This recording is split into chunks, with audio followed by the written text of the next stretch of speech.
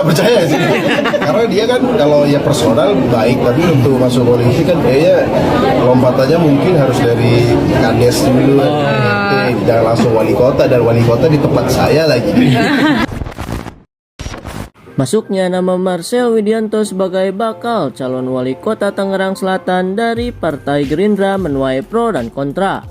Hal tersebut karena sang komika dianggap belum kompeten untuk mengatur satu kota. Tak hanya masyarakat umum, sejumlah publik figur pun membuka suara atas diusungnya Marcel Widianto itu. Seperti Tretan Muslim yang berharap semua hanyalah prank karena dirinya adalah akamsi alias warga Tangerang Selatan. Tretan Muslim mengatakan bila dia mengenal seperti apa sosok Marcel Widianto untuk menjadi wali kota, menurutnya tidak bisa langsung begitu saja, harus melewati beberapa tahap. Nggak percaya sih, karena dia kan kalau ya personal baik, tapi untuk masuk politik kan kayaknya lompatannya mungkin harus dari kades dulu, jangan langsung wali kota, dan wali kota di tempat saya lagi. Kalau wakil wali kota daerah lain silakan gitu, karena ini tempat. Tretan Muslim tak tahu bagaimana cara menanggapi bila Marcel Widianto melaju menjadi bakal calon wali kota Tangerang Selatan sungguhan. Ia masih berharap bukan di daerah tempat tinggalnya. So, gimana menurut kalian? Komen. Ya namanya teman kan, toh itu kan juga sebenarnya kan dia merasa dia bisa melakukan yang terbaik untuk masyarakat sana ya. Kan pilihan nanti kan di masyarakat sana aja. Apapun opini gue tentang itu kan tidak berpengaruh dengan apakah masyarakat sana akan milih atau enggak. Jadi ya biarin aja. Jadi banyak pro kontra, nanti gimana Pak Coki? Nggak apa-apa juga sih. Memang hidup kan memang pro kontra kan. Kalau pro semua kan malah nggak wajar kan, malah wajar kan kalau ada pro dan kontra kan jadi balance gitu, jadi bagus. Dari netizen terkait dengan jomblangnya dua kandidat ini bagaimana? Bisa dibilang itu keberuntungan buat saya gitu. Maksudnya ada banyak memang kritikan dari beberapa teman-teman juga gitu, dan bahkan netizen yang skeptis dengan apa yang saya udah lakukan di masa lalu saya gitu.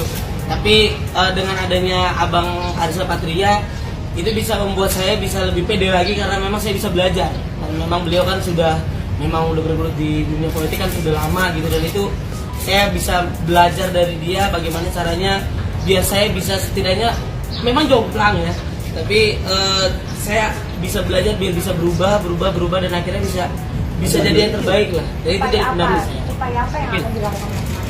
Upayanya adalah ya tetap belajar dan jangan malas dalam hidup gitu. Jadi kayak misalkan memang banyak banget kritikan gitu, apakah membuat saya jadi jatuh atau down? Ya memang itu yang harus kita alamin gitu. Memang di hidup tuh ada kritikan, ada juga pujian gitu, dan itu bisa dibilang pujian juga bukan berarti itu jadi kayak hal yang positif juga, tapi bisa juga ada orang yang mati karena pujian gitu. Dan itu yang gua ya bisa dibilang gua nggak mau kayak gitu loh, gua nggak mau kayak nyamuk lah gitu, mati karena tepuk tangan. Jadi kayak kritikan itu bisa buat gua jadi lebih bangkit lagi dan bisa membangun diri gua jadi lebih baik. Marcel, tapi kan majunya Marcel sendiri kan menuai pro dan kontra Marcel, seperti misalnya dari public figure juga. Kita sebut kakak kita Kak Niki yang menyebut Marcel tuh kemarin-kemarin begini. Kamu membenarkan atau gimana Marcel? Saya justru terima kasih lah gitu, bukan cuma Kak Niki, saya terima kasih juga untuk Mas Panji yang bisa dibilang senior saya di stand up gitu.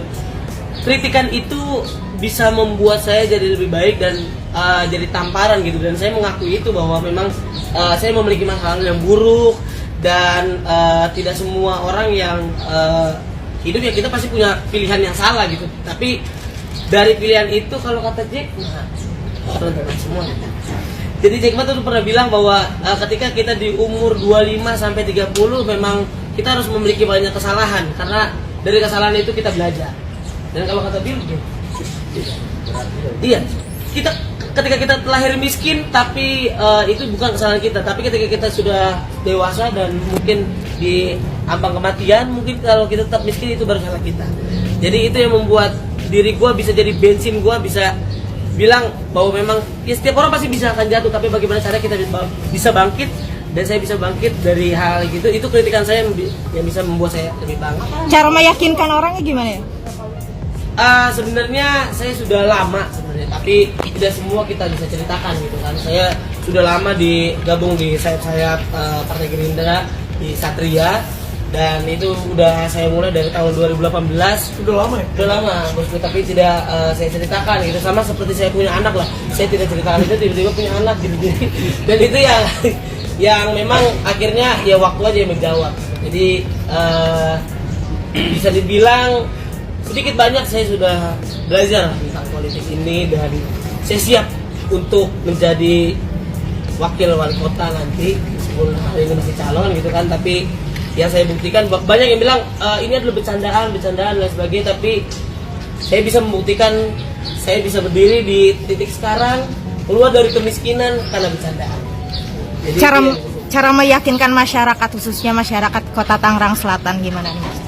Cara meyakinkannya adalah ya saya adalah mungkin satu-satunya orang mungkin yang berani untuk masuk ke kontestasi ini gitu, dengan keadaan yang ya orang yang susah mungkin, dan memang keadaan yang masa lalu yang buruk, dan keadaan ekonomi yang tidak seberuntung dengan teman-teman yang lain gitu. Tapi saya membuktikan bahwa semua orang-orang dalam hidup gitu, apapun keadaannya, apapun bisa dibilang latar belakang sekolahnya, yang saya punya adalah loyalitas dan juga kejujuran, dan dari semua omongan itu tidak ada satupun yang bilang bahwa saya pernah mengambil hak orang lain.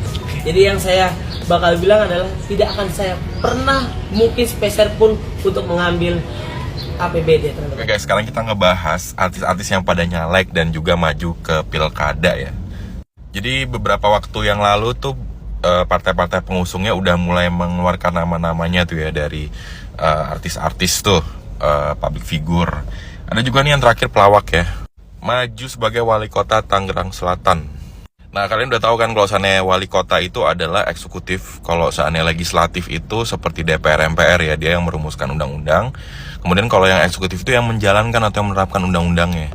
Artinya orang yang terpilih sebagai wali kota itu dia harus punya capability ya, atau kemampuan yang mumpuni untuk memilih nih kira-kira, oh gue akan eksekusi nih undang-undang ini untuk masyarakat, supaya isu-isu atau permasalahan yang ada di masyarakat itu bisa solve atau terselesaikan gitu kan.